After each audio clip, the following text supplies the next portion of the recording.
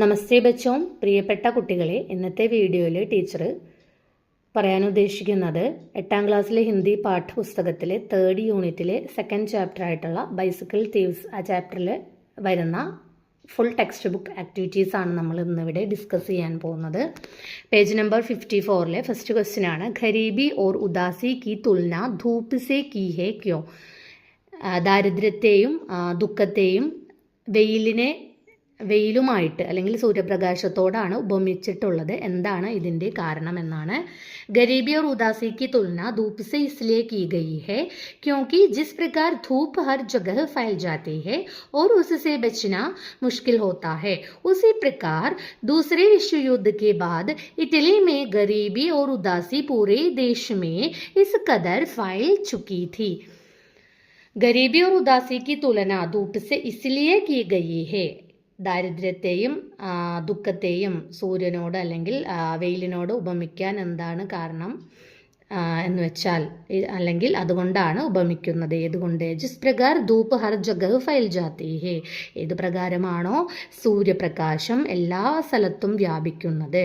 Or ഉസ്സെ ബച്ചന മുഷ്കിൽ ഹോത്താ ഹേ. അതിൽ നിന്നും രക്ഷപ്പെടുക എന്നുള്ളത് പ്രയാസകരമാണ്, ബുദ്ധിമുട്ടുള്ള കാര്യമാണ്. ഉസി പ്രകാർ ദൂസരെ വിശ്വയുദ്ധക്കെ ബാദ്, അങ്ങനെ എന്താണ്, 2ാം ലോക മഹായുദ്ധത്തിന് ശേഷമുള്ള ഇറ്റലിയിൽ ഗരീബി ഓർ ഉദാസി പൂരേ ദേശമേം, ദാരിദ്ര്യവും ദുഃഖവും പൂരേ ദേശമേം, ദേശം മുഴുവനും, ഇസ് ഖദർ ഫൈൽ ചുക്കീതി, ഇതുപോലെ എന്താണ് വ്യാപിച്ചിട്ടുണ്ട്. സൂര്യപ്രകാശം എങ്ങനെയാണോ, വെയിൽ എങ്ങനെയാണോ വ്യാപിച്ചിട്ടുള്ളത്, അതുപോലെയാണ് 2ാം ലോക മഹായുദ്ധത്തിന് ശേഷമുള്ള ഇറ്റലിയിൽ ദാരിദ്ര്യവും ദുഃഖവും പടർന്നു പിടിച്ചത് എന്നാണ് പറയുന്നത്. സെക്കൻഡ് ക്വസ്റ്റ്യൻ, ബിഖർത്തി മാനവതാ കാ ക്യാ താത്പര്യ ഹേ. ചിതറുന്ന മനുഷ്യത്വം എന്ന ഈ വാക്കിൽ എന്താണ് അർത്ഥമാക്കുന്നത്, അല്ലെങ്കിൽ നിങ്ങൾക്ക് എന്താണ് മനസ്സിലായത് എന്നാണ് ചോദിച്ചിട്ടുള്ളത്. നമുക്ക് നോക്കാം. बिखरती मानवता से तात्पर्य मानवीय मूल्यों, नैतिकताओं और संवेदनाओं के पतन से है.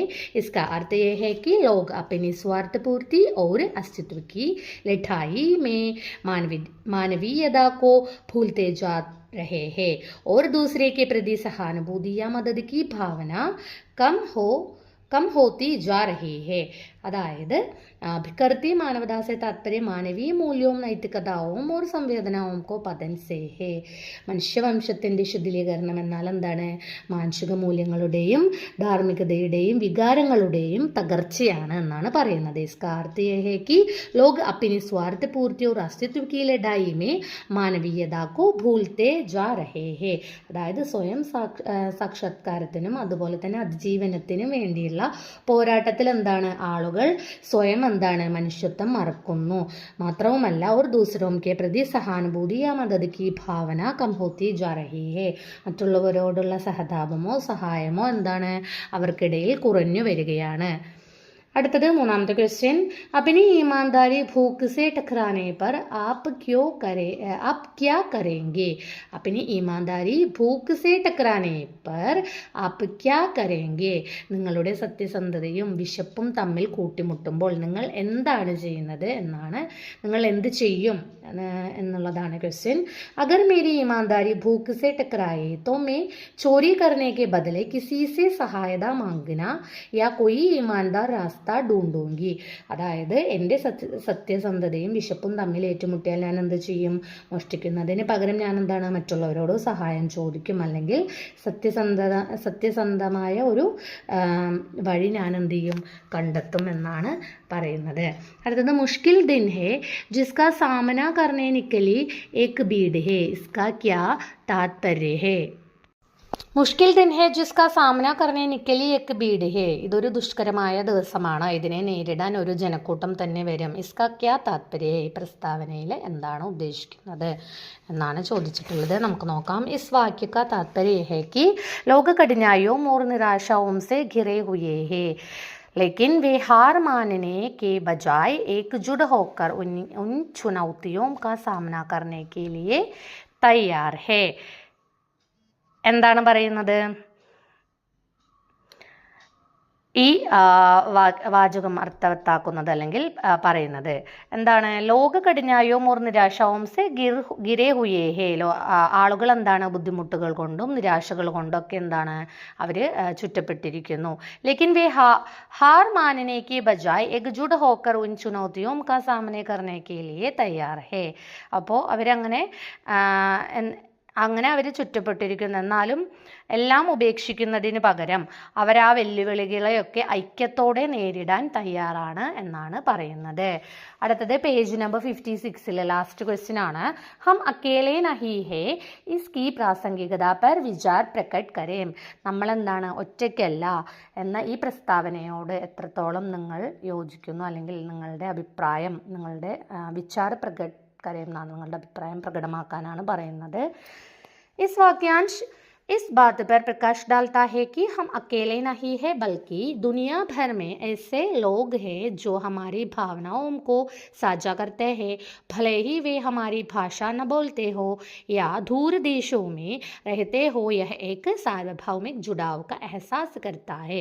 അതായത് ഈ വാചകം നമ്മൾ ഒറ്റയ്ക്കല്ലെന്നും നമ്മുടെ ഭാഷ സംസാരിക്കുന്നില്ലെങ്കിലും വിദൂര ദേശങ്ങളിൽ താമസിക്കുന്നില്ലെങ്കിലും നമ്മുടെ വികാരങ്ങൾ പങ്കിടുന്ന ആളുകൾ ലോകമെമ്പാടും ഉണ്ടെന്നും മാത്രവുമല്ല ഇതൊരു സാർവത്രിക ബന്ധത്തിൻ്റെ ഒരു ബോധം സൃഷ്ടിക്കുന്നു എന്നാണ് പറയുന്നത്. അതായത് ഹം അക്കേലെ നഹി ഹേ, നമ്മൾ ഒരു ഒറ്റയ്ക്കല്ല, ബൽക്കി ദുനിയാ ഭരമേ ഏസേ ലോഗ് ഹേ, ഈ ലോകത്തുള്ള ആളുകൾ എങ്ങനെയാണ്? ജോ ഹമാരി ഭാവനാവും കോ സാഞ്ചാ കർത്തേ ഹേ, എന്താണ്? നമ്മളോട് സംസാരിക്കുന്നില്ലെങ്കിലും അല്ലെങ്കിൽ നമ്മുടെ ഭാഷ പറയുന്നില്ലെങ്കിൽ അവരൊക്കെ എന്താണ്? ഈ ലോകത്ത് തന്നെയുള്ള ആളുകളാണ്. പക്ഷേ ഇതൊരു സാർവത്രികമായ ഒരു ബന്ധത്തെയും കൂടി ഇത് സൂചിപ്പിക്കുന്നു എന്നാണ് പറയുന്നത്. അടുത്തത് പേജ് നമ്പർ 57 प्रत्येक वाक्य के रेखांकित शब्दों का संबंध पहचाने और वाक्यों की पूर्ति करें എന്നാണ്. अंतोनियो साइकिल चलाता है. अंतोनियो और ब्रूनो साइकिल ढूंढते हैं. അന്തോണിയോ की പത്നി മാരിയ घर के सामान बेचती है. ഇവിടെ ആദ്യം അന്തോണിയോ സൈക്കിൾ ചലാത്താ ഹേ എന്നുള്ളത്, അന്തോണിയോ എന്നുള്ളത് എന്താണ്? പുല്ലിംഗമാണ്, അതുകൊണ്ട് ചലാത്താ ഹേ എന്നാണ് വന്നത്. ഇപ്പോൾ ലഡുക്ക ചലാത്താ ഹേ, ലഡുക്ക ലിഖ്താ ഹേ, ലഡുക്ക ദൗഡ്താ ഹേ, രാജ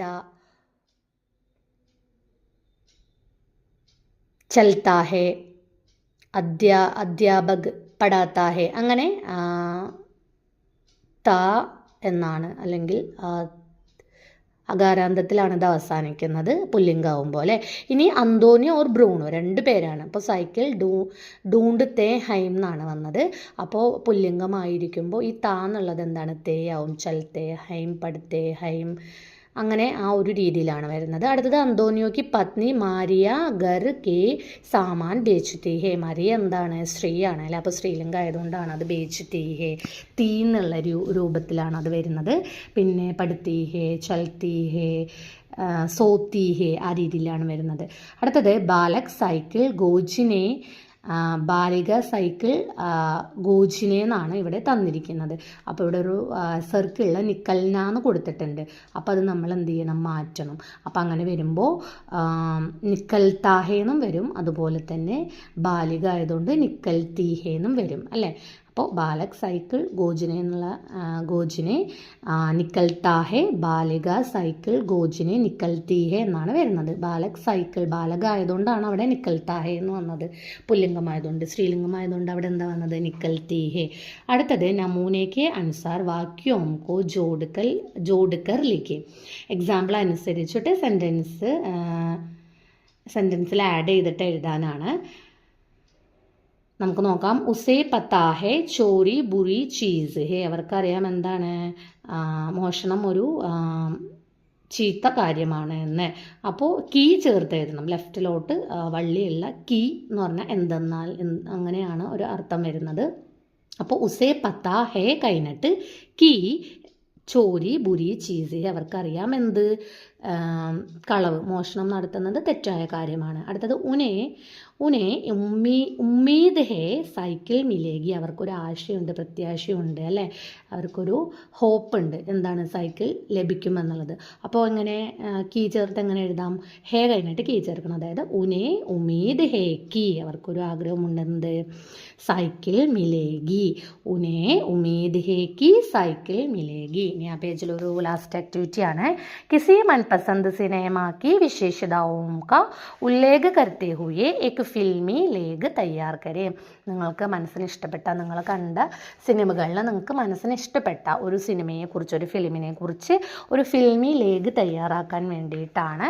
അപ്പോൾ ഇവിടെ ടീച്ചർ ഒരു പഴയൊരു ഹിന്ദി ഫിലിമിനെ കുറിച്ചിട്ടാണ്, അത്ര പഴയതല്ല എന്നാലും ഒരു കുറച്ച് പഴയൊരു ഫിലിമാണ്. അപ്പോൾ അതിനെക്കുറിച്ച് നമുക്ക് നോക്കാം. മേരി പസന്ദീദ ഫിൽമോ സെ ഏക് 3 ഇഡിയറ്റ്സ് ഹേ. അതായത് മേരി പസന്ദീദ ഫിൽമോ മേ സെ ഏക് 3 ഇഡിയറ്റ്സ് ഹേ, അതായത് 3 ഇഡിയറ്റ്സ് ഫിലിമിനെ കുറിച്ചാണ്. യഹ് ആമിർ ഖാൻ की एक बहुत ही മനോരഞ്ജക് और പ്രേരണാദായക് ഫിലിം ഹേ. ഇത് ആമിർ ഖാൻ്റെ എന്താണ്,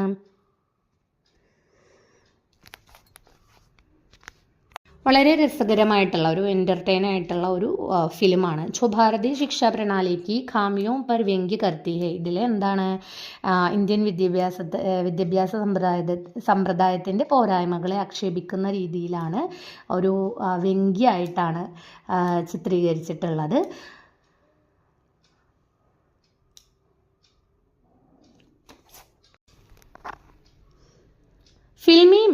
ഈ ഫിലിമിലെ റാഞ്ചോ, ഫർഹാൻ और राजू की दोस्ती और इंजीनियरिंग कॉलेज की ज़िंदगी को दिखाया गया है. ഈ 3 പേര് റാഞ്ചോ ഫർഹാനും രാജു അവരുടെ ഒരു ഫ്രണ്ട്ഷിപ്പിൻ്റെയും അവരുടെ എഞ്ചിനീയർ കോളേജിൽ ജീവിതകഥയാണ് ഇതിൽ പറഞ്ഞിട്ടുള്ളത്. കഹാനി ബഹുത് ഹി रोचक है और बार बार देखने पर भी बोरियत महसूस नहीं होती.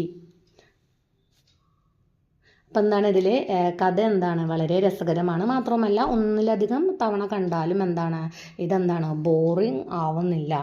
इस फिल्म का संदेश स्पष्ट है कि हमें अपनी पसंद के हिसाब से काम करना चाहिए, न कि समाज के दबाव में.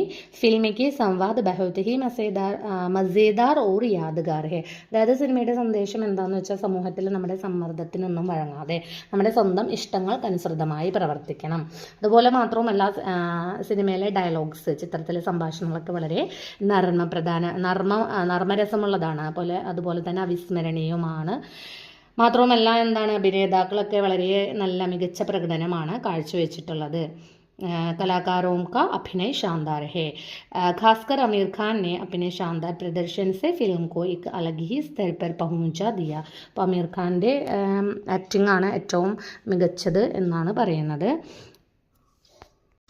മാത്രമല്ല 3 ഇഡിയറ്റ്സ് एक ऐसी फिल्म है जो आपको हंसाती भी है और सिखाती भी है. ഇതെന്താണ് 3 ഇഡിയറ്റ്സ് എന്ന് പറഞ്ഞിട്ടുള്ള ആ ഫിലിം നമ്മളെന്താണ് ഒരുപാട് ചിരിപ്പിക്കുകയും ചെയ്യുന്നു, മാത്രമല്ല പഠിപ്പിക്കുകയും ചിന്തിപ്പിക്കുകയും ചെയ്യുന്നു എന്നാണ് പറയുന്നത്.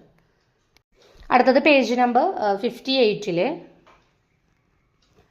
आपके स्कूल के फिल्मोत्सव में बाइसिकल तीर सिनेमा का प्रदर्शन होने वाला है.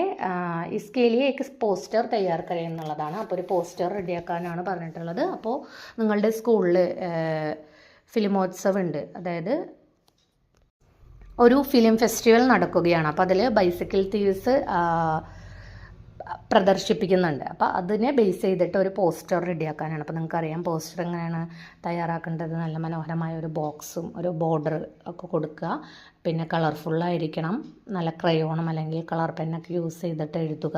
അപ്പോൾ നമ്മളൊരു സ്കൂളിൻ്റെ പേരാണ് ആദ്യം ഹെഡിങ് ആയിട്ട് കൊടുക്കേണ്ടത്. അപ്പോൾ നമ്മൾ ജസ്റ്റ് നമ്മൾ ഇപ്പോൾ ഇംഗ്ലീഷിലാണെങ്കിലും ഹിന്ദിയിലൊക്കെ ആണെങ്കിലും നമ്മൾ വെറുതെ ABC സ്കൂൾ എന്ന് പറഞ്ഞിട്ട് ജസ്റ്റ് ദില്ലി എന്നൊരു സ്ഥലം, അല്ലെങ്കിൽ നമ്മുടെ സ്കൂൾ എന്തായാലും എഴുതാൻ പറ്റില്ല.